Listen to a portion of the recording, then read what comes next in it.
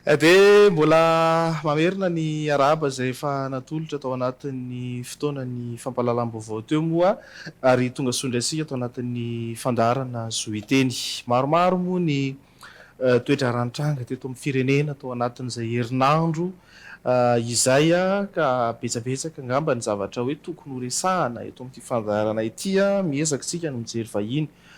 Mifanaraka amin'izay zany ny loza voajanahary moa zany izay nitranga teto amin'ny firenena, betsaka ny fanarenana izay tokony atao,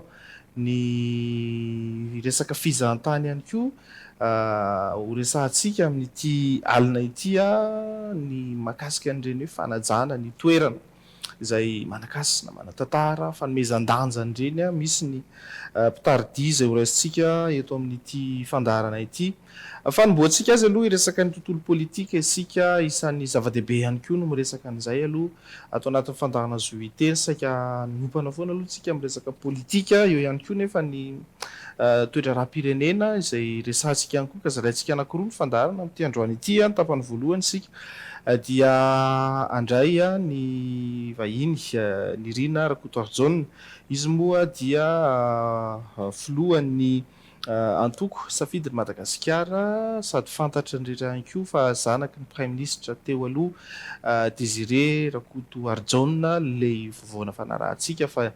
nisy nanao perquisition tranon'izany tompony andraikitra teo aloha izany resahantsika eto izay amin'ity fandarana ity avy antsika ny resaka fizahantany tontolo iainana maro samihafa ny ho resahantsika eto. Miarabanao andriamatoa ny Rina Rakotoarjona tonga soa eto amin'ny fandarana zoiteny ny fotoanany fanomezana amin'ny vahoaka malagasy izay mpanaraka an'izao fandarana izao. Manazanao namana arinianja ary manolotra ihany koa ny abasoa arahaba tsara ho an'ireo mpijery sy mpanaraka an'izao fandarana izao any an-tokantrano ary manasa anareo ahatra hatramin'ny farany. Ny voalohan-teny namana arinianja dia miondrika ampanajana manoloana an'ireo lavo tamin'ny fandalovan'ny cyclone Djezany ary makahery ireo marary, ireo maratra, ireo traboiny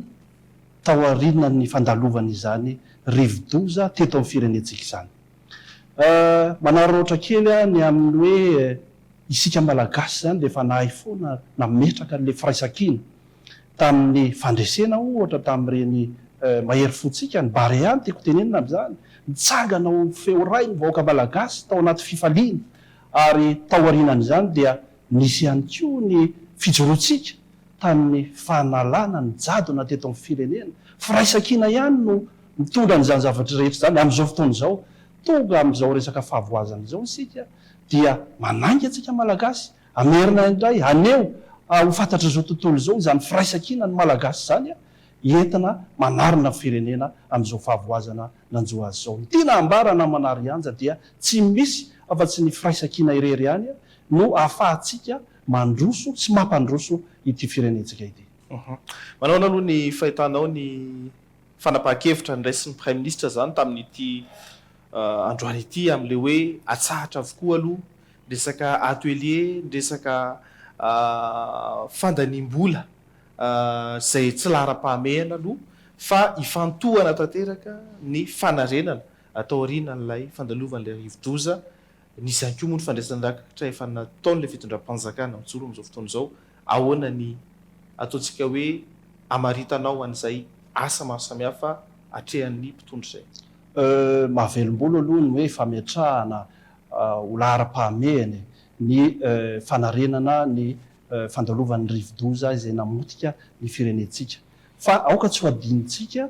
fa ny fahavalo voalohany ity firenentsika ity dia ny kolikoly ary hita ihany koa ny volabe izay azon'ny gouvernementa malagasy ho fanampiana ho fanarenana amin'izany loza voajanahary izany kanefa ny mangarahara zany aloha ny tena tokony ho apetraka ary ny fametrahana ny zero kolikoly amin'ny fandefasana sy ny fizarana izany fanampiana izany mba tsy hisy tombosoiala ny vahoaka malagasy. Efa nilaza ny prime ministre fa fantatra daholo na ny ariary azy ireny fanampiana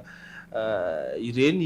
hitanao misy fivoarana ve raha oharina amin'ny fitondrana teo aloha zay nareo isan'ny joro mihitsy nanohatra n'izany fitondrana Andry Rajoelina izany a ny fitantanana ny firenena raha tsy laza fotsiny tsika hoe fitantanana ny fanampiana tamin'ny Covid zay niteraka olana be amin'izao fotoana izao a misy ny fepetra tonga dia fandraisana. Nisy tokoa ny fiaonana tamin'ny Andriamatoa Prime Ministre teny amin'ny Lapamazorivo araka ny fantatrao Monsieur Arnianja dia filoha-lefitry ny komisiona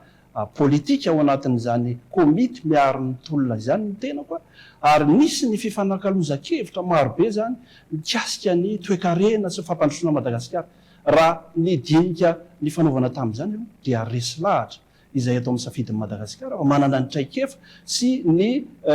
fomba ahafahana manala ny Madagasikara amin'izao toe-javatra izao ny Prime Ministre fa eo ankilan'izany kosa nefa dia azadino fa manana mpiara-masa marobe izy tsy izy no afaka anatanteraka izany asa rehetra zany eny amin'ny terrain zany hoe averinay mandrakariva ilay fifampitokisana zany eo amin'ny mpiara-miasa fahaizana mifidy amin'ny mpiara-miasa zero kolokolo zany mba tsy hisian'ny kaboraraka sy ny vola very na vola miodikodina ao anatin'izao fanarenana ny firenena zany. Tsy izany ihany fa tao anatin'izany dinidinika ny fanaovana tamin'ny Prime Ministre zany ny ataoko ny safidin'ny Madagasikara dia nametraka ny hoe aoka mba ho atao lahara-pahamehana ny resaka fandriam-pahalemana eto amin'ny firenena. Aoka mba atao lahara-pahamehana ihany koa ny famoronana asa satria io mba voa amin'ny firenentsika tsy hitan'ny tanora zay atao braviravitanana ny tanora malagasy ary napetrakay tamin'izany dinidinika zany ihany koa ny resaka fahefa mividy.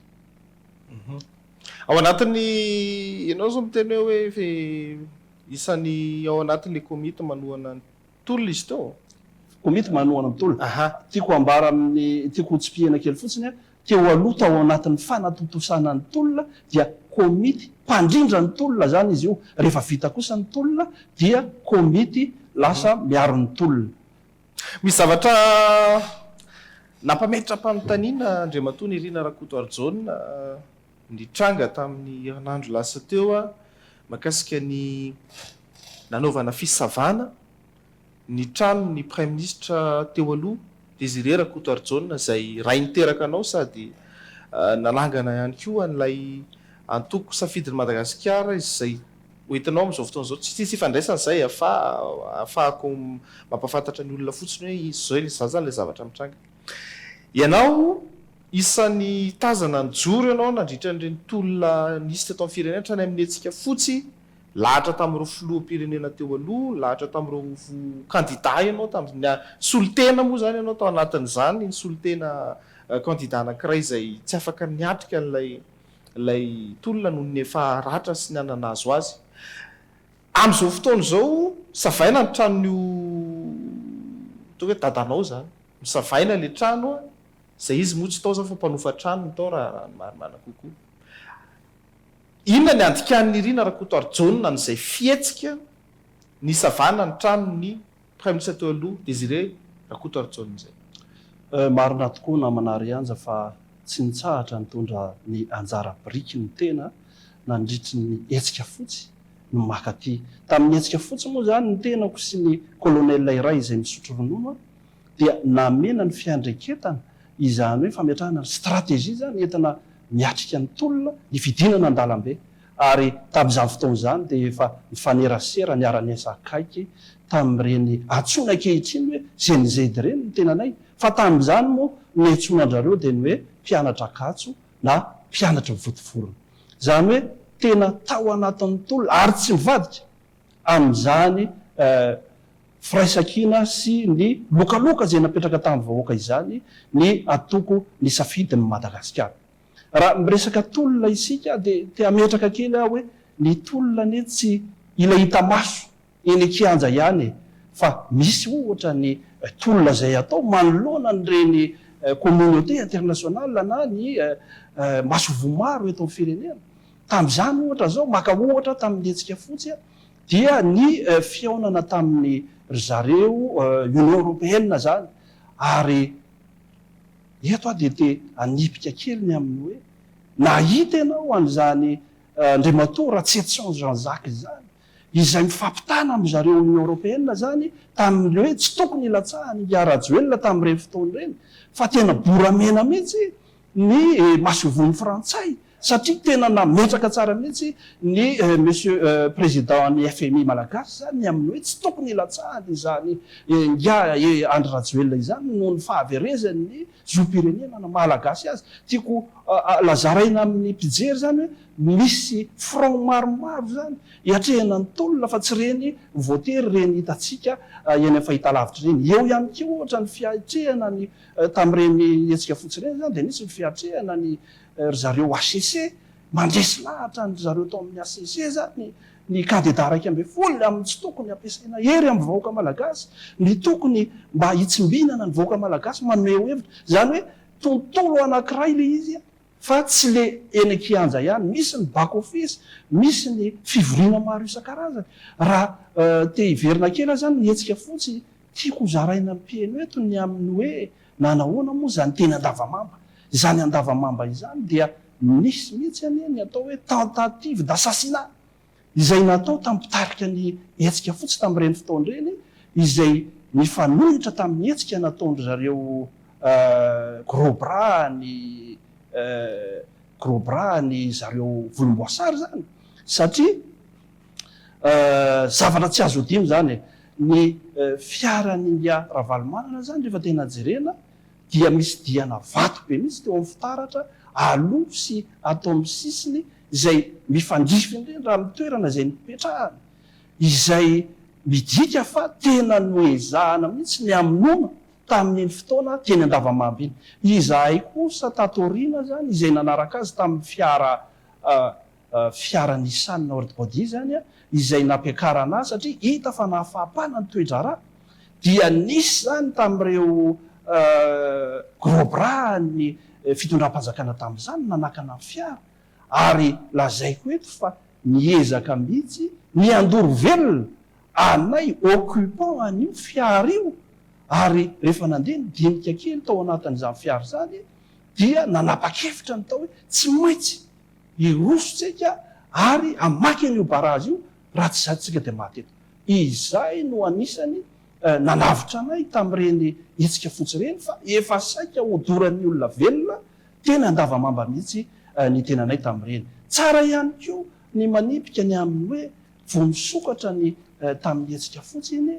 dia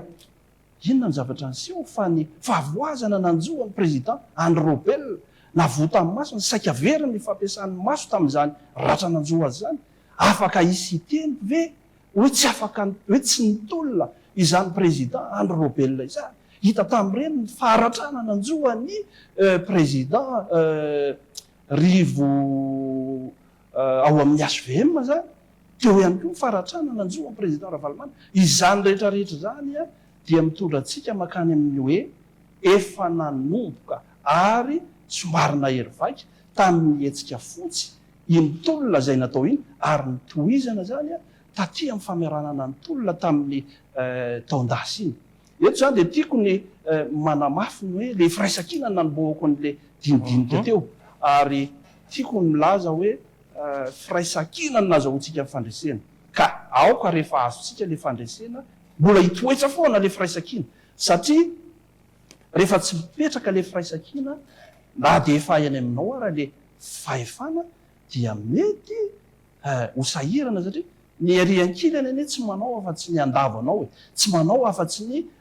ampirendrika anao ka noho izany tazomina mandrakariva le firaisan-kina nandritry ny tolona na dia hoe efa azo ara le fandresena ny tena fandresena amiko koa dia ny fahaizana mitazona le fahefana ny resaka ianao ny amin'le hoe perquisition zany natao teny akady fotsy tena mitranony raiko iny zavatra nyseho iny zany tamiko dia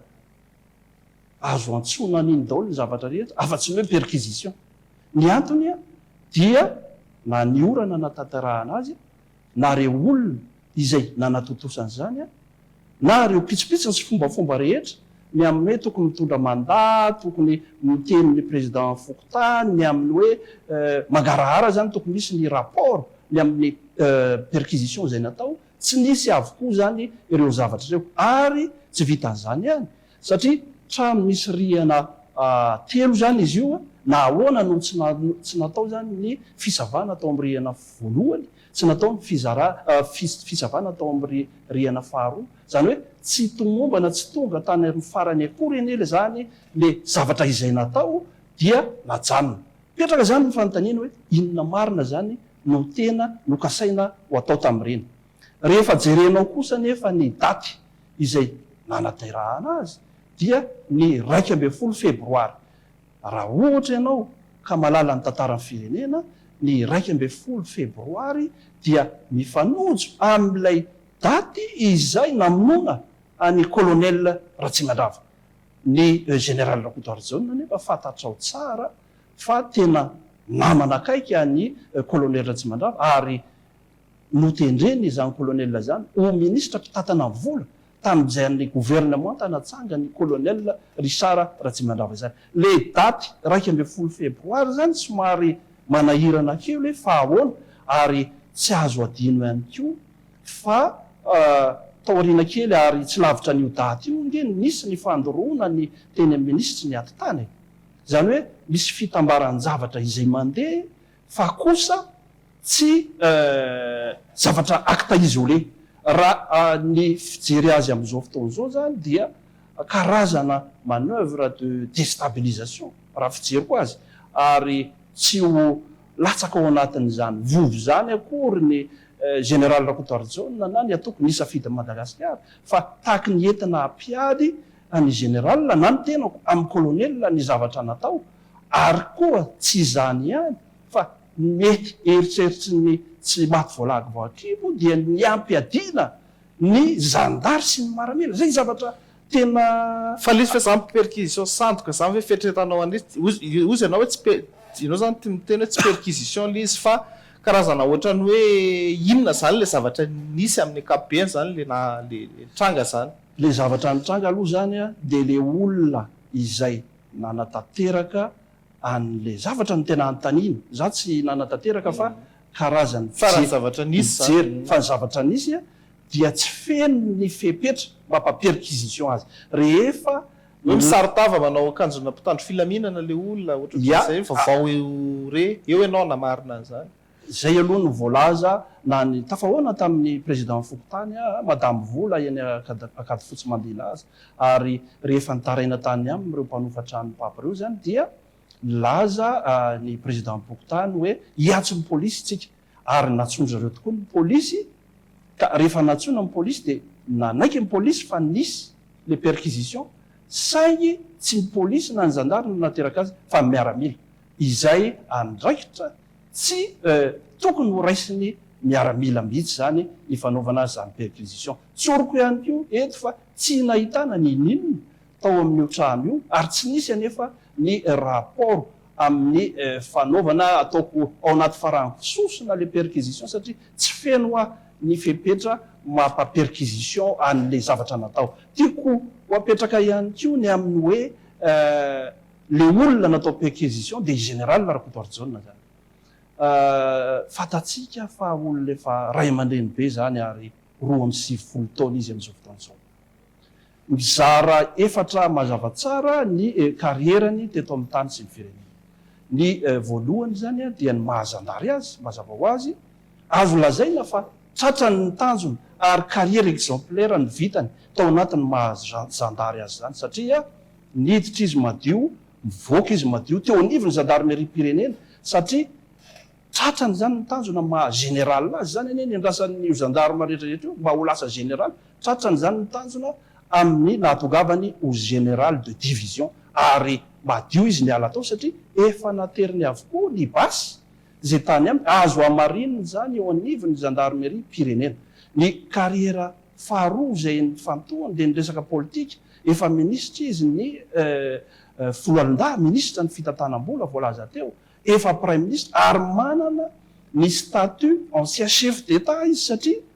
tao anatin'ny directoire militaire tamin'ny taona 570 ary eo amin'ny resaka ara-pinoana manana diplôma maro izy amin'ny resaka théologie loholona izy eo ambondrina firaisana ary mpiandry ihany koa ny mpivavaka ao ambondrina firaisana de mahalala fa mame asa fakaherezana izy taona la maromaro lasa zay tany amin'ny fahadimy amin'ny valopolo taonany ary tsy vitany hoe mpiandry izy fa nitory teny matetika eraky Tananarivo zany ary rehefa maka-rivotra any ivelany izy dia manohy izany famparitahana ny tenin'Andriamanitra amin'ny resaka filazantsara zany misy ny fiangonana any Ampita no mandray azy ho pastera mpanampy na mpisolo-toerana mandritsy ny fangalany rivotra any ivelany izany hoe le resaka politika zany de efa napetrany mihitsy tany amin'ny efa ela de ela ary izay indrindra no natongavako amin'ny toerana filohan'ny safidin'ny Madagasikara io ny kariera efatra farany de eo amin'ny resaka fampianarana na mpianatra no ny andohany zany tany ambolohany ary teo anivon'ny gendarme-pirenena izy dia mbola nanohy izany fampianarana zany ary tany amin'ny 70 taonany izy mbola nampianatra ihany ho an'ireo vahoaka eny amin'ny faritry Andoharany fotsiny dia nahita fa mbola nampianatra amin'ny majinika indrindra ny général Rakotoaritsona zany hoe kariera feno exemplaire izay ao anatin'ny faharoa amin'ny 70 taonany ve izy no andeha hitady raharaha sanatry ny vava andeha hanonga-panjakana io zany de tena hita hoe tsy ao anatin'ny eritseriny tsony akory zany resaka politika zany fa mahadodina azy amin'izao fotoana zao dia ny fanoratana ny mémoirany mba ho an'ny taranaka sy ny faramandimby ireo zavatra rehetra ny seho teto amin'ny firenena hatramin'izay nitantanany teto amin'ny tany sy ny fanjakana. Ahoana zany ny hevitrao Irina Rakotoaritsona satria ianao moa teny teo hoe tsy polisy tsy gendarme fa miaramila no nanao an'izay fa tsy ara-dalàna ihany koa nefa le izy ianao isan'ny tolona nefany ahoana zany ny antso mahitsy be ataonao amin'ny mpitondra fanjakana amin'izao fotoana izao? Ny zavatra tiako fantatra mpitondra fanjakana aloha zany dia ny atoko ny safidin'ny Madagasikara dia tsy mbola mivadika ary tsy hivadika mihitsy amin'ny fifanekena natao tamin'ny vahoaka teny akianja tamin'ireny tolona izay ny matimatesantsika menakavy ireny. Ny afatra gamba hoe azo tenenina ho an'ny mpitondra amin'izao fotoana satria nisy tamin'ireny mpitolona niaraka ireny eny no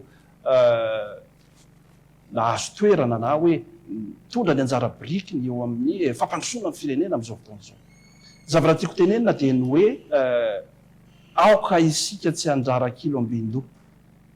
amin'ny fametrahany vahoaka atsika eny amin'ireny toerana ireny atsiaro mandrakariva ny fanamby sy ny lokaloka ny fanaovana teny kianja mba tsy bilila amin'ny zavatra izay tena ny fanarahana tamin'ny vahoaka ny hitondrantsika ny tany firenena sy ny firenena amin'izao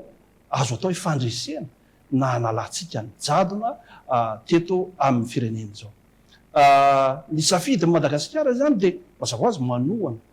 ny fitondram-panjakana amin'izao fotoana izao saingy mijoro kosa ho ary fanina tsy afaky ny angina raha misy zavatra tsy mety eto amin'ny firenena satria nandray anjara tamin'izany tolona zany ny safidin'ny Madagasikara dia sary-piaro ary noho izany dia mijoro mandrakariva ho ary fanina tsy hanonga-panjakana fa kosa anitsy izay lalana mety hibilila na tsy ny fanarahana tamin'ny fanaovana izany tolona ny arahana nanao izany. Azo lazaina zany hoe diso adversera ihany zany le rodorodo be amin'ny telo maraina. Za mbola mametra-panontaniana na manariny ihany za satria ohatran'ny misy feo avy any amin'ny ministeran'ny fitsarana nanao hoe tokony miantso raha ohatra misy ny fanaovana perquisition entre guillemets amin'ireny fotoana amin'ny alina ohatra na hoe tsy marara-dalàna ireny. Ohatrany somary mametra-panontaniana hoe sola misy sanatria misy élément tsy voakontrôle ny fanjakana ve anoany izay manao raha matahora eto amin'ny firenena na manakorotana mihitsy ary ny efa voalazako teo hoe mampiady miezaka ny ampiady miteraka ady eto amin'ny firenena ka apetraka ny mpitondra fanjakana ireny ny amin'ny hoe mila jerena kely zany ny foto-kevitra hijoroana amin'ny fanatanterahana an'ireny ary mba tsy siny ny fifanitsahana ndraikitra amin'ny fanatanterahana an'ireny a dia tokony misy ekipe spécialisé mihitsy zany a manatanteraka an'ireny ary aoka mba ao anatin'ny ara-dalàna mandrakarivana anatanterahana zany. Mazava zay fa resaka hoe perquisition io moa ny mpanohatra ny fitondram-panjakana amin'izao fotoan'izao zany hoe ny pomban'ny filoha teo aloha dia milaza fa valifato politika ireny endrika fanaovana perquisition ireny. Ahoana fahitany Nirina Rakotoarzona an'izay? Isika zany a tamin'ny hetsika fotsy a nazava be le zavatra nitakiny fanjakana tandalàna, fanjakana tsara tatana, anjakana ny demokrasia. Rehefa hita zany fa misy olona miopefy miala ny lalàna dia mangataka izay ny ampiarana ny lalàna na izy na iza eto amin'ny firenena, satria ny fanavakavahana ny fampiarana ny lalàna dia karazany kolikoly ihany anie. Ary miverina amin'le lazaiko teo alohany amin'ny hoe tokony ireo départementa ministera rehetrarehetra eo zany a dia mametraka ny atao hoe zéro kolikoly ao anatin'ny ministera isa-tsokajana. Raha ohatra zany ao amin'ny fitsarana hoe mandeha fanenjehana atsy aroa kanefa mbola feno ohatra ny kolikoly ao amin'izany ministera zany dia azo lazaina ve fa mandeha araka ny tokony ho izy izany ministera zany moa ve natantsaha nampanambola mifandona ao amin'ny tribonaly amin'izao fotoana izao dia tena ny fahamarinana marina ny voaka ao dia tena zay manana ny rariny fa ny mainty tsy lasa fotsy, ny fotsy tsy lasa mainty, izany ny tena andrasanay ohatra amin'ny ministera ny fitsarana io ny amin'ny hoe tokony ho apetraka ny zéro kolikoly mba hisiany fitondrana ara-dalàna na tandalàna eto amin'ny tany sy ny firenena. Farany antaniko anao amin'ity alina ity a ny mahakasika ny hoe ahoana ny fahitanao an'izao dia ny fitondram-panjakana nakany Frantsa nakany Russie miazakazaka amin'ny fitaovana mitobaka ny vola fa any amin'ny communauté internationale manampy antsika natao raha hoe mame clin d'œil ihany koa ny vondrona afrikanina zay mbola tsy dia afa manoatra loatra aloha ao anatin'izay rehetra izay amin'ny principe izay fanapetraka ry zareo anatin'izay fa misotra makaiza zany fahitanao alohan'le fitondrana mamaly an'le tahitam-bahoaka ve? Za namanary ny anja rehefa manao sondage kely ho an'ny tenako dia mandeha taxi aho. Miresaka amin'ny mpitondra taxi na mandeha eny amin'ny mihety volo dia miresaka amin'ny mpanety. Ireny olo ireny mandrakariva no mahalala ny tena eritreritra ny vahoaka malagasy amin'ny fandehan'ny toe-draharaha. Ny zavatra henoko zany dia ny hoe mametra-panontaniana ny vahoaka malagasy hoe andeha ho aiza ity firenentsika ity. Ohatra ny tsy tena mazava zany ny fizotran'ny raharaha ka mampirisika zany ny ao amin'ny fitondram-panjakana ame fanazavana bebe kokoa ho an'ny vahoaka malagasy hoe ohatrohatry ny ahoana marina ity resaka transition ve sa intérim etc. Fa ho anay ao anatin'ny safidin'ny Madagasikara dia zava-dehibe loatra aminay ny fampandrosoana farak'izay aingana ny concertation nationale na ny fitoanan-doam-pirenena. Satria nahoana raha ohatra manao tolona isika vahoaka malagasy ka mandeha ny transition mandeha ny intérim azaka arak'izay filazana azy zay filazana azy io tsy maintsy efarany amin'ny resaka fifidianana ane ny raharaha ka zao fatatsika loatra ny fandehan'ny fifidianana eto Madagasikara fa izay manambola no mandresy. Manahoana zany ny fametrahana n'le lalam-pifidianana vaovao any madodina anay ny fihainoana vahoaka malagasy hoe tatahaka ny ahoana zany le Madagasikara vaovao zay ho apetraka satria izahay eo amin'ny safidin'ny Madagasikara dia miady mafy amin'le resaka refondation satria nahoana io antenimera-pirenena zay mijoro ankehitry io aminay dia nandray anjara amin'ny famotehana amin'ny firenena. Io antenimera-pirenena zay mijoro amin'izao fotoana izao io dia nanao tandrevaka tamin'ny fametrahana ny prime ministre miantony dia tsotra. Maheno zahay fa manao sini amin'ny taratasy fotsy ny député atsika ary taty aoriana vao napetraka ny anaran'ny prime ministre zava-doza ary meloanay eto amin'ny firenena satria ao aoriana ny tolona izay mivaivay nataon'ny vahoaka malagasy dia asa tandrevako ohatr'izany no namaranantsika an'le tolona ka tsy mahagaga raha diso fanantenana ny vahoaka malagasy marobe amin'ny vahoaka malagasy tamin'ny fanendrena aninga prime ministre. Ny zava-dehibe ihany koa anatin'izay dia le resaka hoe fitantanam-bola amin'izao fotoana izao moa ny fitondram-panjakana zany miezaka mafy moa zany mamerina manao fitantanana araka ny tokony ho izy mandeha lahara-pahamehana araka ny fanambara teo eo ihany koa le hoe miezaka mampiditra vola eto amin'ny firenena misy sehatra anankiroa zany manahirana azy ny anankiray eo anatin'le hoe ahoana ny atongavana amin'izay teneninao zay hoe ny fikoanan-doha ny fifidianana sisy fa eo ihany koa le fiainam-pirenena zay sady mbola miatrika olana ihany koa anatin'izay rehetra izay ahoana ny ahafahana mandanjalanjana zany misy osikevitra avy aminareo toko safidy Madagasikara. Ny safidy Madagasikara amafilompanorina azy aloha amin'ny mahazandary azy dia tsy mahagaga raha manana izy an'le foto-kevitra hoe fandriam-pahalemana aloha ary nitsakitsahaniko mihitsy zany tamin'ny fiona tamin'ny prime ministre nitsiketrehako mihitsy tamin'ny fiona tamin'ny prime ministre hoe ilay fandriam-pahalemana ireny fandoroana velona olona tany Antsirabe reny anie dia hoe tsy misy le fandriam-pahalemana ary tsy mahatoky tsony ny fitsarana amin'ny vahoaka malagasy any zany aloha fijerinay azy no tokony asiana ny tsindrim-peo ary voalazanao teo le hoe nandeha any avelan'ny filoham-panjakana any amin'ny firaisana any Rosia maromarona kokoa dia raha tsy diso andeha any a Frantsa izotra makany a Frantsa aoriana kely eo aminay zany dia resaka bazika be aloha le zavatra nangataha amin'ny vahoaka teny kianja ny tena zava-dehibe ny rano ny jiro zay angely tena zava-dehibe tamin'ny voalohany manahoana zao ny rano zay gagagaga ihany andry indray eny amin'ny serasera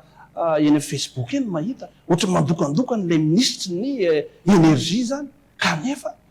raha izay eny teroka aloha zao na manary ny anja tsy mitetetsony zany rano zany tsy mitetetsony ary ny fahatapahana ny délestage tsika manao fandarana zao ara dia tiako mitenanao fa ianao koa malala fa gropy no hitondrantsika an'izao fandarana zao zany hoe le zavatra tena notakiana tamin'ny voalohany aloha ny tokony ametrahana ny tsindrim-peo ny jiro ny rano ny fandriam-pahalemana ny kolikoly raha ny fijerina eo amin'ny safidy Madagasikara zany dia hoe reo aloha ny tokony jerena aloha satria maharary rehefa tsisy ny rano inona moa zany no ataon'ny vahoaka malagasy rehefa tsisy ny jiro inona fampotehana amin'ny orinasa sy ny sisa vola very etcetera etcetera ka izay indrindra no mahatonga n'le vahoaka malagasy ho very fanahy mbola velona ny vahoaka mahitsy voananao fitokonana goavana be asa roa telo andro lasa izay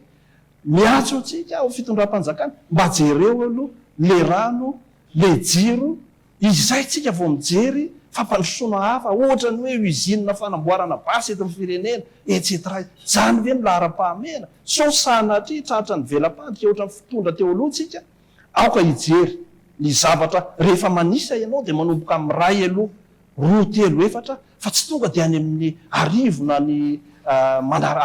ny lavitrisana ny tapitrisa zany hoe rehefa tatana n'le firenena ianao jereo aloha le zavatra voalohany atomboy amin'ny fanisana ray roa telo dia ny jiro sy rano io ny mampikaikaika ny vahoaka malagasy aketreo ao anatin'izany ihany koa ny fametrahana ny fandriam-pahalemana ny kolikoly raha tsy vitatsika manadio ny kolikoly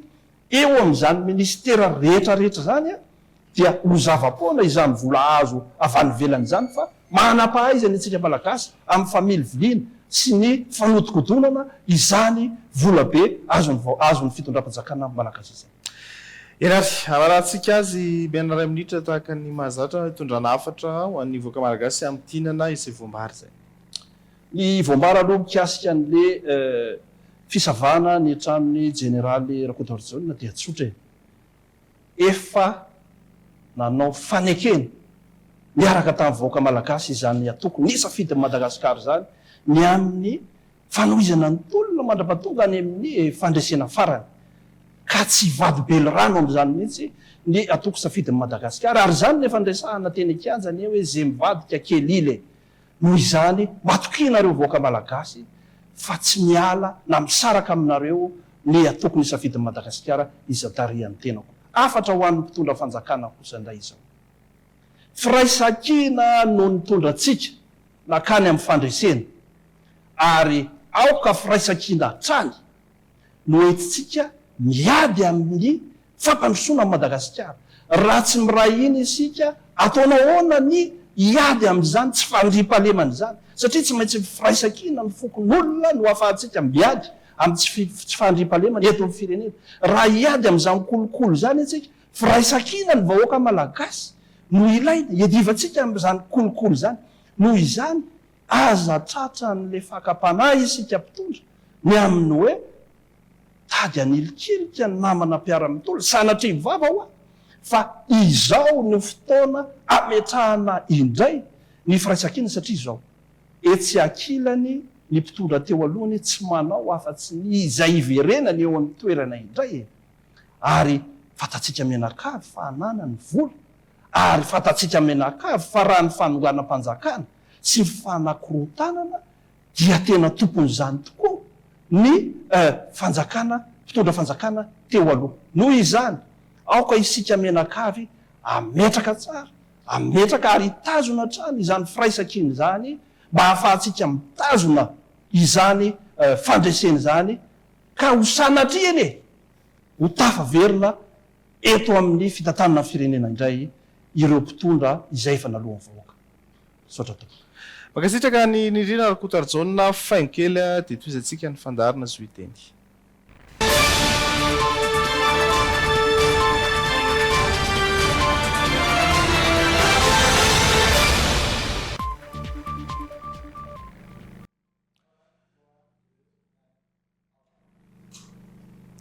Toizantsika trany ny fandarana zoiteny araka ny fanambarako tany ampiandohan'ny fandarana teo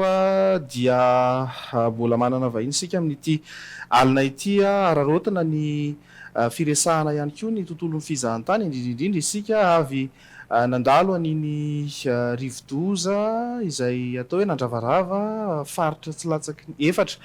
teto Madagasikara teo iny ary mbola hifantohana tanteraka moa raha ny resaka hoe tolo-tanana mandeha amin'izao fotoana izao ny Prime Ministre moa reny efa nanambary reny tamin'ity androany ity hoe atsahatra avokoa aloha ny fandanimbola tsy araka tokony ho izy rehetra fa hifantohana tanteraka ny fanarenana ao anatin'izay arisan'izay ny fizahantany. Andray ry zareo nivon'ny ANG sika na ny fikambanana moa zany andreo le mpitardia eto amin'ny plateau amin'ity alina ity Bodomanana Soloery mpitardia sy Diary Andrianampoina samy mpitardia ihany koa. Fanontaniana voalohany ngamba aloha apetrako aminareo dia ny hoe reny ny toe-javanisy teto amin'ny firenena betsaka ny fampitehana ataontsika hoe maro ny toerana simba ohatrohatrany ahoana ny mety ho fetraikany amin'ny tontolon'ny fizahantany amin'ny ankapobeny ary mety anahoana ihany koa ny fanarenana tokony hiandry any Madagasikara ao anatin'izay. Miarabanao namana Yarnianja ary miarabantsika vahoaka malagasy ihany koa manjo izao fandarana zao iteny zao ary indrindra ihany koa isika mpisehatra ny fizahantany ary isika mpitardia manerana ny nosy. Ety amboalohany angambany dia tsy hainay ao anatin'ny fitarihan-dia no miompo amam-panahy ireo namana rehetra tany amin'ny faritra izay nandalovany ny rivodoza satria mafy dia mafy ihany ny fahavoazana tao anatin'iny ary araky ny teneninao teo dia anisan'ny nitondra takaitra ihany koa ny fizahantany rehefa misy ny fampitehana ara-boajanahary toy ireny. Na dia izany zany efa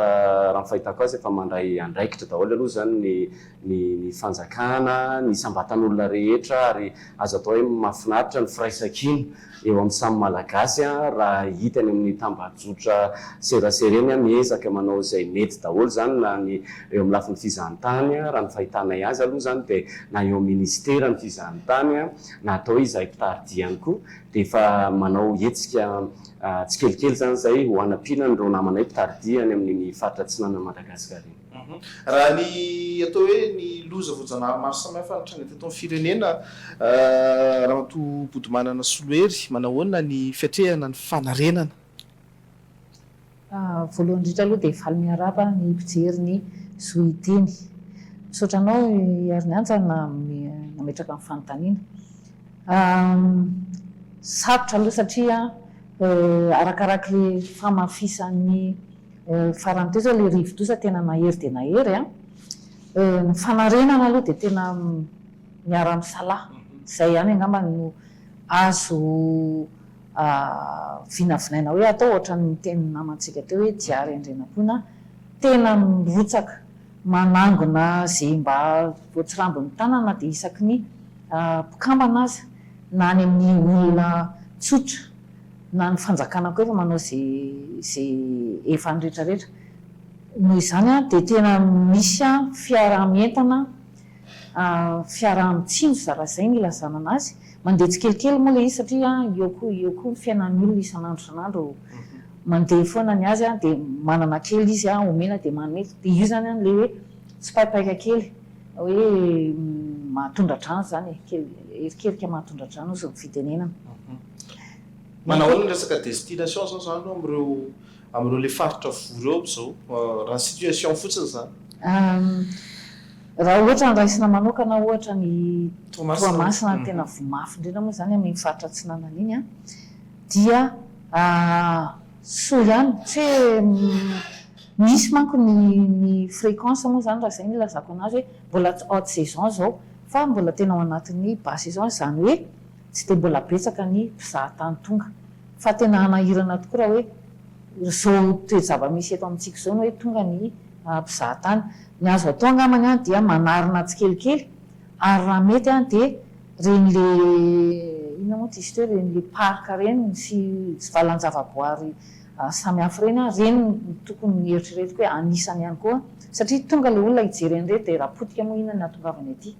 azonao fa reny mba anisany hoe maika ihany koa zany ao anatin'izay zavatra zay ohatra fotsiny zao hoe mety hoe ivoloana zany moa tsy tany fa mety hoe miparika ivoloana ny ina moa izy teo ny musée any Léo Full Point ao amin'ny Formanda ohatra amin'ireny satria iny tena faritra Tsinanana de raha misy satria ny fitsidihana manko tsy misy foana mitohy rehefa ho avy izy de tena mitohy de reny angamba ozy ihany eritreritro anisan'ny mba lahara-pahamehana ihany koa akoatran'ny mponina sy ny fiainana andavanandro mazava ho azy. Ary ohatra ny miresaka aminareo nivony ANG aloha zany mahakasika nyity resaka fizahantany ity ny resaka fitarihan-dia amin'ny ankapobeny ny zavatra ny vaovao efa miparitaka sy re amin'izao fotoana izao dia hoe efa andalana ny agrément na ny ataontsika hoe ny fahazon-dalana ara-panjakana amin'ny asanareo aiza ho aiza izay amin'izao fotoana izao. Ia marina tokoa fa efa eo an-dalam-pikarakarana zany ny ministera ny fizahantany mikarakara nireny fahazon-dalana na ny agrément ho an'ny mpitaridia ireny. Izy ireny moa dia anisan'le misy ny atao hoe assise nationale ho an'ny fizahantany manokana tamin'ny volana décembre angamba raha tsy diso dia tao zany no namoahana hevitra maro be isan-karazany miainga avy amin'ny hoe mba faniriana sy fitaraina nireo namana ny fotony satria maro ny efa navita atao hoe évaluation zany na fanadinana kanefa tsy mivaly mihitsy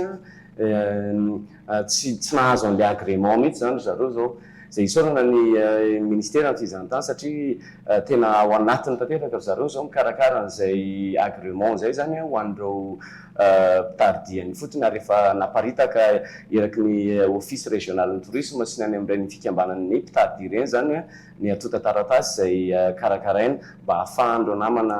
any amin'ny faritra zany misitraka zay agrément zay. Voaresaka matetika ny hoe ny mpitaridia sa ny maso ivo ihany koa an'ny firenena mafantatra bebe kokoa aza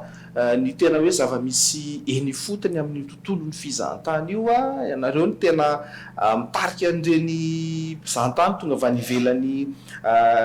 ireny amin'izao fotoana izao manahoana ny fetrehanareo zany an'io asanareo io inona marina moa no tena anjara ndraikitrareo zany ao anatin'io resaka fizahantany io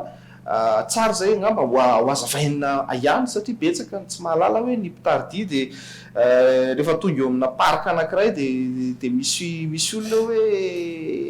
odao entinareo dia mena zay fohy dia ohatr'izay fahafantarany maro azy fa ohatrany ahoana marina moa zany zay resaka fitarihan-dia zay amin'ny resaka fizahantany. Resika gama ny fitenena misaotranao namana iariny anja namako mety anampy ihany reveo fa tena mahafinaritra fantan'izy satria ny mpitaridia dia tena hoe manana anjara toerana goavana be zany eo amin'ny firenena mihitsy ary indrindra ny fampandrosoana ny fizahantany tsy hoe mampiseho ny atsara an'le toerana fotsiny satria izay mety fantatry ny olona hoe mampiseho an'le toerana mahafinaritra eto Madagasikara fa ny mpitaridia koa dia mamendrika tsara ho an'ny firenentsika zany hoe image de la destination mihitsy zany ohatra anankiray hoe rehefa afapo na satisfait ny vahiny hoentin'ny mpitaridia zany dia iny mitarika bouche à oreille moa filazantsika anazy iny olona afapo iny rehefa tonga any amin'ny toerana misy azy izy dia miteny amin'ny namany ray na ny fianakaviany hoe tongavy ny Madagasikara hitanao araka zany zany hoe tena manana anjara toerana goavana mihitsy izahay mpitaridia manerana Madagasikara tsisy anavahana mihitsy io ary tena azo atao hoe promoteur de la destination mihitsy zany tana anjara goavana be ao anatin'ny promotion ny tourisme eto Madagasikara na dia atao hoe tsy mandray anjara mivantana any amin'ireny salon ireny ary zay dia tsy menatra mihitsy zay ny teny fa promoteur n'le tourisme mihitsy zay zany ary mba antenainay hoe mba hisy amin'izay ny mpitaridia mba andray anjara any amin'ireny salon de tourisme ireny satria azo atao hoe ambassadeur mihitsy zay ary animateur ihany koa mba manana traikefa mampafantatra ny fizahantany malagasy zay anankiray tsy andray anjara zany hatreto aloha misy ny azo atao hoe ina moa zany organisme anankiray tena hoe mandray anjara tanteraka izay mihitsy zany mission an zareo amin'ny fampahafantarana ny Madagasikara ny fahitako azy fotsiny zany hoe ny acteur touristique rehetra zay manana heritreritra faniriana mpandroso amin'ny Madagasikara dia tokony mba atson'ireo fikambanan'ireo zany izay mpitaridia mba handray anjara ao anatin'ireny salon international ireny satria izahay mpitaridia tena mahafantatra ny produit touristique eto amin'ny firenentsika zay anankiray fa amin'ny lafiny anankiray koa ankoatra amin'ny mampitaridianay dia mpiaro ny tontolo iainana zay mpiaro ny tontolo iainana zay ary tena sarotra aminay mihitsy zany animbanimban zany ala sy biby zany satria io ny amelomanay ny aponanay zany dia mahazo roa zany zay tsy mpitaridia fotsiny zay fa tena mandray anjara ao anatin'izany hoe fiarovana ny tontolo iainana zany ary tena sarotiny zay ao anatin'izay fiarovana ny tontolo iainana. Antodika kely ato amin'ny Ramatoa Soloery Bodomanana vetivety hoe isan'ny tenen'ny Andriamatoa Diary Andrenapona teo le hoe tsy fandraisana anjaran'ny guide amin'ny resaka hoe hetsika goavana iraisam-pirenena aloha isan'ny lesoko fa tsika zao anatin'ny resaka hoe tena fanavaozana mihitsy eto Madagasikara raha misy ny teboka mety hoe tokony havaozana ao anatin'izay tontolo ny fizahantany zay mety ohatrohatrany ahoana fahitanareo mpitaridia azy zany ao anatin'izay hoe inona no lesoka inona tokony hatsaraina mba ahafahan'ilay fizahantany mba tena hoery anankiray ahafahan'ilay firenena mandroso. Sotranao iary antsy amin'ny fanontaniana voalohany indrindra aloha ny amaliko anao dia eo amin'ny resaka lalana topoka tena era mahita ny lalam-pirenena rehetrarehetra tsy hoe ny any atsimo ihany ny any atsinanana ny any fa akoatra ny tena hoe mahoneny miasa ao anatin'ny fahasarotana tanteraka ny mpitaridia satria betsaka ny zavatra saniny zany rehefa mitondra vahiny dia tsy maintsy karakarainao tsara ny vahiny aloha ray faharoa tsy maintsy mialatsiny amin'ny teny baiko tompoko gérenao ny timing nefa ny lalana moa zany tsy hafahana indraindray taraiky foana ny ankabeazan'ny ankizy taraiky foana tonga any amin'ny destination finale noho ny lalana dia izay no mampatonga na avotrako kely mihitsy le resaka lalana raha mba azo atao tompoko antsoavo amin'ny tompona andraikitra rehetrarehetra iza tokony tena mba tsara raha imasona tena hoe priorité de priorité raha zay ny lazako azy ny fanamboarana lalana. Faharoa dia eo amin'ny mieritreritra izay hoe eo amin'ny fanatsarana ny trano fandraisam-bahiny izay tena tsy ampy. Misy ny taloha zany mbola eo ihany fa mila fanatsarana. Misy koa ny vaovao fa tsy maharaka ny objectif an'ny fanjakana moa dia hoe ciblé 1 million de touristes amin'ny 2028 donc tsy ho araka ireo tsy ho ampy ireo fa tsy maintsy betsaka zany no tokony investisseur manao trano fandraisam-bahiny eto dia tokony mba manaraka le filana zany le besoin azafady amin'le teny baiko le hoe ilain'ny olona satria nature dia mety hoe genre na écologe zavatra ohatr'izany. Ny fahatelo dia eo amin'ny fanatsarana ny kalitao ny mpisehatra rehetrarehetra tompoko satria hitantsika fa nisy ny covid tamin'ireny hatramin'izao mbola zay nahita asa hafa mihitsy miverina ntsony izy tato amin'ny sehatra ny fizahantany dia misy koa reto ankizy atao rinato reto ny mianatra sy ny karazany dia mila encadrena tsara zany tiako tenena dia hoe service omentsika tokony mba tena kalitao tena izy satria tsika ny manana azafady amin'ny teny baiko le concurrent betsaka ny concurrent antsika eto Madagasikara rehefa ratsy ny tolotra omentsika dia mazava ho azy mankany ny firenena hafa ny mpizahatany. Ohatrany efa nisy ihany raha tsy diso ako dia arandrenam-pona ny hoe ohatra fanangona-kevitra ny karakarainareo teny Antaninarenina teny ndre mpandeha izay ohatrany hanatsarana ny fizahantany izy iny raha tsy diso nanahoana ny toyan'ireny etsika lena efa nataon'ny mpitardia sa mpisehatra ny fizahantany izy ireny tsy tsaroko loatra. Ia efa maro efa maro zany ny fakakevitra natao mba entina mpandrosoana ny fizahantany tsy teto ihany fa ny fakakevitra teny amin'ny fotony ihany koa zany efa maro no natao na teo anivon'ireny ataoko hoe trano fandraisam-bahiny na teny anivon'ny mpitardia sy ny karazany dia efa misy zany zao ny azo atao hoe misy ny commission d'évaluation zany mandinika hoe inona no tokony ho atao sy ny sisa hanatsara anazy fa raha iverina miresaka hoe fitarian-dia zany miresaka kely tao hoe inona mety lesoka dia iverina kely zany hoe ny fitarian-dia aloha zany dia tena hoe ny fiofanana ny formation zany tena zavatra goavana be ary tsy afaka mionona hoe manao routine fa ilaina foana zany ny nona izy ty ny fiofanana eo mety hoe fiofanana amin'ny lafiny hoe linguistique zany ny teny pirenena eo ihany koa hoe fahafantarana n'ireny vakoka isan-karazany ireny fa za kosa mahita hoe tsara raha ohatra ka isy ny fampiofanana asa ataon'ny ministera ve sa izy ny tokony handray tanana an'izay amin'ny resaka lalàna ny feny fizahantany na droit du tourisme zany dia isaky ny fanandrify amin'izay le domaine d'expertise zany ohatra ho anay mpitardia zany dia tokony hoe isy ny formation manokana momba ny resaka hoe lalàna mifehan'ny mpitardia mba ialana zany amin'ny hoe mivily lalana na mety hoe ialana koa indrindrindrindra amin'ny resaka informel dia tena tsara zany ho an'ny mpitardia eto Madagasikara mihitsy raha mba mahafantatra kely hoe inona ny zoany eo amin'ny lafiny lalàna zany na ny droit de guide touristique zany par rapport amin'ny code de tourisme dia hitako hoe tsara zany mba ampiakarana tsikelikely zany lentan'le fitarian-dia akoatran'izay fianarana tivozon'ny mpitardia fianarana plante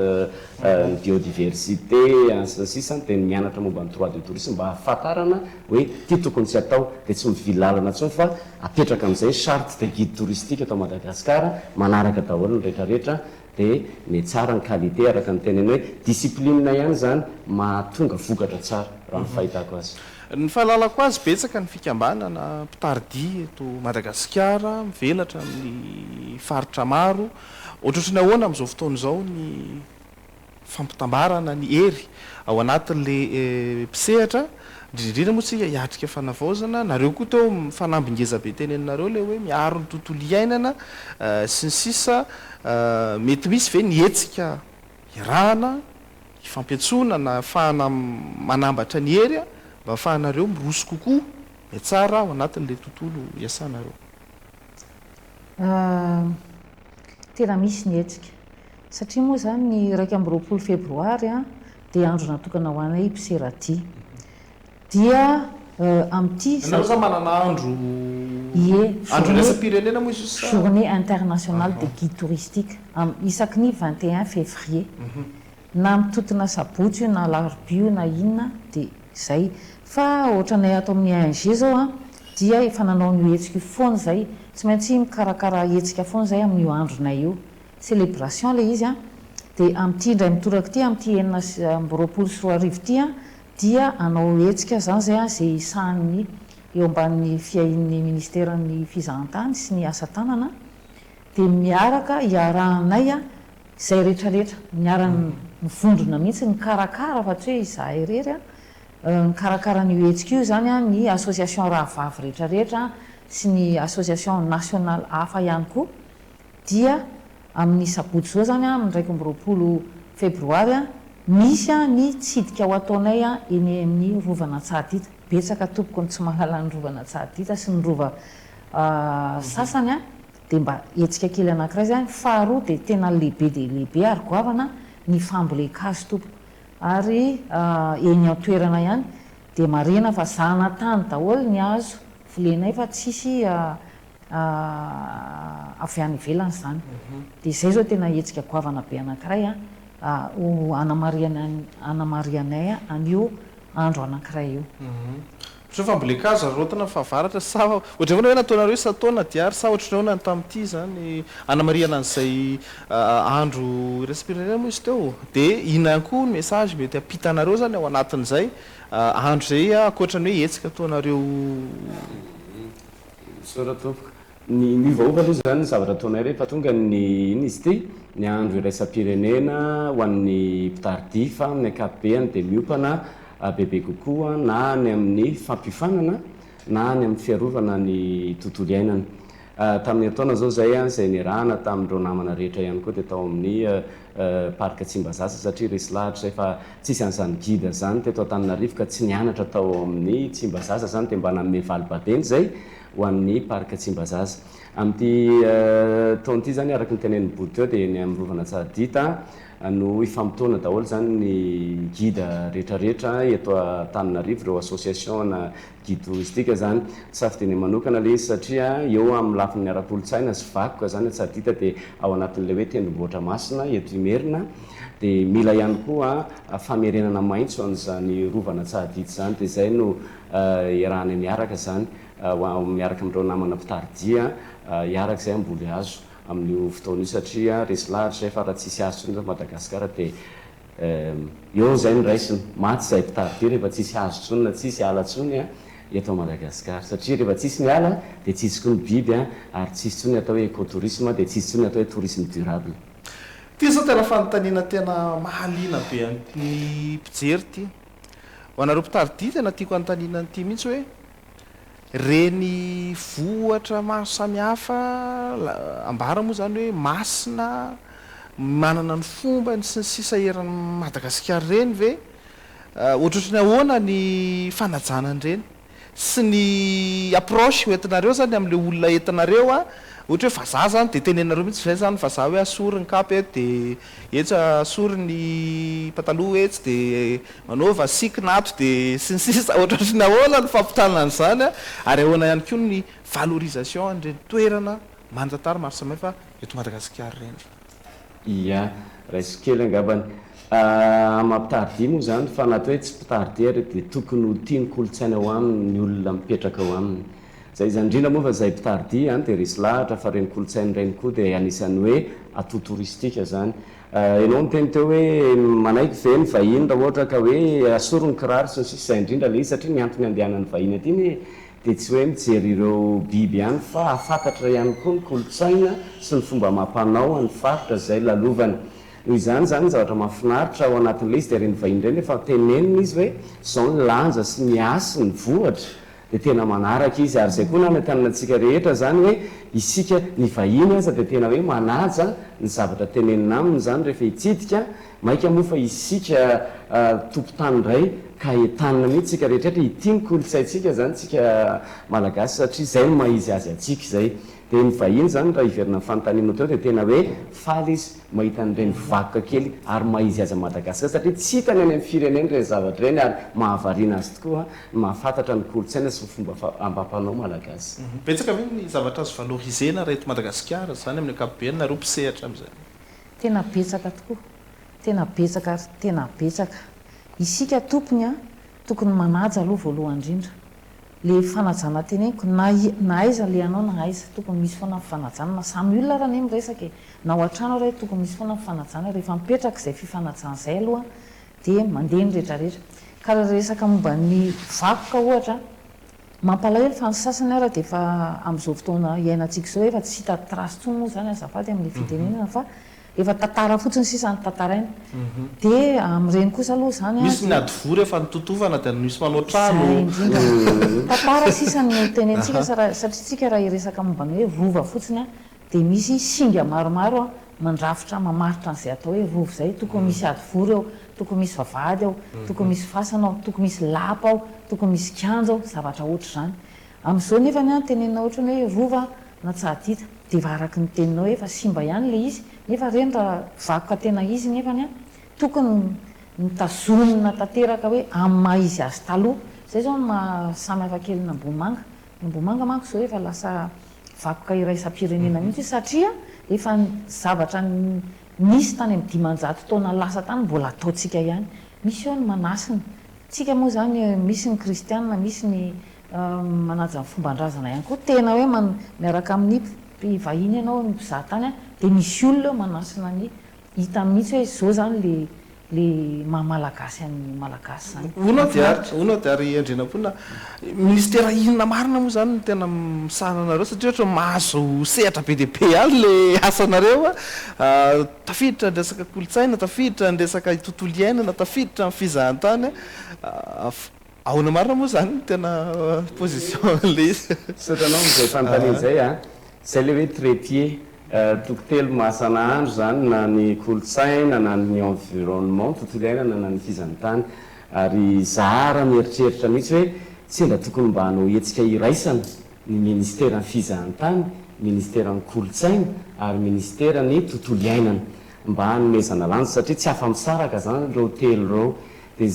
zay zany manokana misy aloha zany atao hoe mpitardia eny amin'ireny vakoka reny eny amin'ny ministera ny kolotsaina zareo ohatra hoe gidana Ambohimanga zao ohatra dia ny mpiandro zareo a dia ministera ny kolotsaina satria izy miasa ao anatin'ilay vakoka zany ao amin'ilay vakoka ny guide amin'ny ankapobeny indray a ny guide national na régional local izy ireny a dia tafiditra samy manana ny association kely madinidinika daholy a fa manana safidy indray re ny association mifatitra eny na hiditra izy ao anatin'ny ingénie association nationale de guide na hiditra ihany koa izy ao anatin'ny fédération nationale de guide dia raha vao zay zany ny resaka dia tsy maintsy a miaraka miasa amin'ny ministera ny fizahantany zay ao anatin'izay zavatra zay zany dia misy zany ny araka ny teneny namako teo hoe ny ministera ny fizahantany zao no mianay amin'ny andro resam-piainana zay isaorana amin'ny zareo lehibe mihitsy a satria tena hoe manosika ny mpitaridia zareo zany a manome voninahitra n'ilay andro a iraisam-pirenena ho an'ny mpitaridia fa ohatrany hoe raha rotika kely ihany raha sitraka ao azafady indrindra mety hoe ho an'ny namana rehetra mpitaridia eraky Madagasikara ihany koa zany sy ho an'ny ministera zay mpianay hoe marobe reo mpitaridia zay efa tena hoe navita be teo amin'ny asan'ny fizahantany any indrindra any amin'ireny faritra ireny ny faritra ambany ravikazo any zareo reny zany dia ohatrany hoe mba mila toanana mila ampiana mila motivena zany zareo dia eritreritra hoe mba tsara ihany tsy hoe ny certificat akory na ny attestation zava-dehibe fa hoe mba misy zay zany niafatra zareo any amin'ny faritra any dia mba tiako hoe hoentinety hoe mba mangataka ary zareo zany ohatrany hoe mba fanomezana fakasitrahana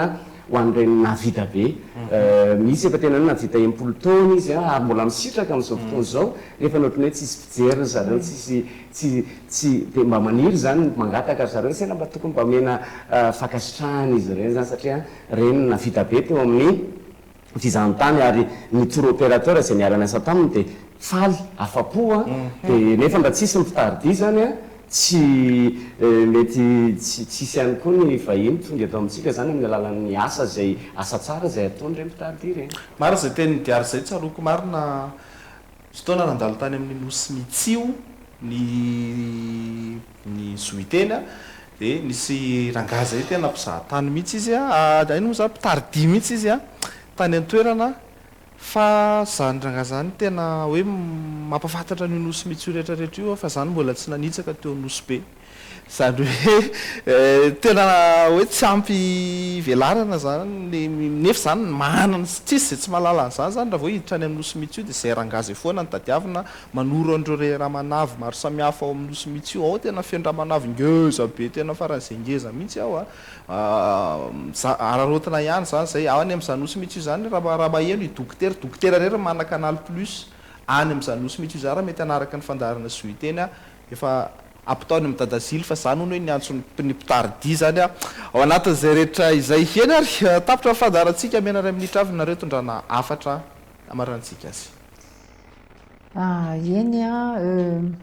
ny asanay asa masina dia misaotra be deabe andreo mpitaridi rehetrarehetra zay tena manaja ny asa sy tena hoe mikaroka zay mahasoa zay mety rehetrarehetra amin'ity sehatra ny fizahantany ity misaotra betsaka ndao avondrona ny hery tsika izao efa miaraka amin'ny rehetrarehetra moa zany ao anatin'ny fizahantany fa mba miangavy koa mba ho tonga nyhetsika rapitso amin'ny sabotsy ho any mirovana tsadita sady amboly azo tsika fa finaretana ho azy tompoka dia ny adidy ho vita misaotra indrindra voalohateny aloha dia misaotra indrindra ny namana Yarnianja nampiatrano anay mianadahy zany teto amin'ny plateau satria zava-dehibe tokoa zany ny mba hoe firesana amin'ny asa mpitaridi sy ny fizahantany amin'ny ankapobeny dia araroto kely fotsiny amin'ny fankalazana ny andron'ny mpitaridi amin'ny 21 février zany hoavy zao amin'ny sabotsy io mirary soa indrindra ho antsika mpitaridi rehetra manerana Madagasikara be da be no nandefa video kely firaritsoa aty aminay amin'ny ING mba hoe hifankafantatra hifampizara no partage kely satria andro miavaka izy io zany dia misaotra indrindra tao anatin'ireny iny izy ity video nataonareo reny fa tena ho papo aparitaka tokoa le izy dia mirary saison mahafinaritra ao amin'ity 2026 ity tsy kivitsika na eo ary ny zavatra misy eto amin'ny firenena fa dia tsika koa miaraka mandroso foana anatsara ny fizahantany dia misaotra indrindra tsika rehetra tompoko tapitra ny fandarana zoiteny veloma tompoko